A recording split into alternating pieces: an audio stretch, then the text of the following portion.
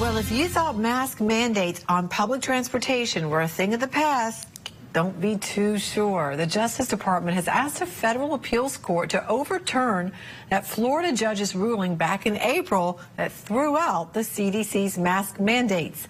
Newsy national correspondent James Packard is live in Los Angeles. He's on Mask Gate for us. And hello to you, James. Could we really see a return of masks on planes, trains, and here we go again?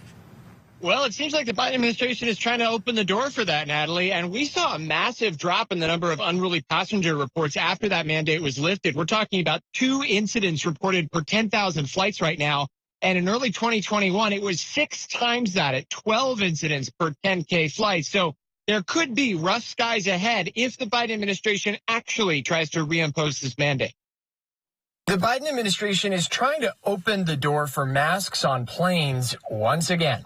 People don't like wearing masks, and especially when they jump that law, they were just, freewheeling. The Justice Department is asking a federal appeals court to overturn an April order that undercut the CDC's authority on masks and effectively lifted the mandate in the skies, leaving it up to each passenger. Well, I'm comfortable because I believe the virus is, at this point, devolving. The more contagious strains seem to be less severe. Now, the Justice Department says the mandate is within the CDC's authority, but it's not exactly clear if the TSA and airlines would start enforcing the mandate again if the ruling were overturned. I think that when you, though, look at the number of people in the terminal, and that's who you're actually exposed to as you're milling around, getting on the plane and picking up your bags and checking in checking in at the desk, there's a very high chance that you're going to run into somebody who's infected. The CDC recommending people with compromised immune systems mask up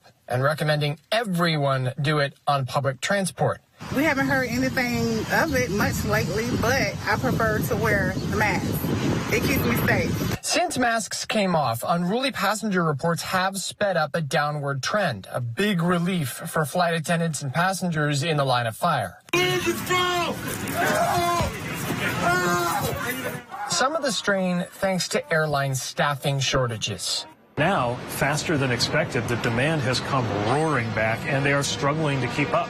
That's true whether we're talking about flight attendant crews, whether we're talking about pilots. And so we've got to make sure that we have short-term and long-term approaches. That means adjusting schedules in the near term, hiring in droves in the long term, and among airline leadership, hoping the U.S. government won't force a messy return of in-flight masks.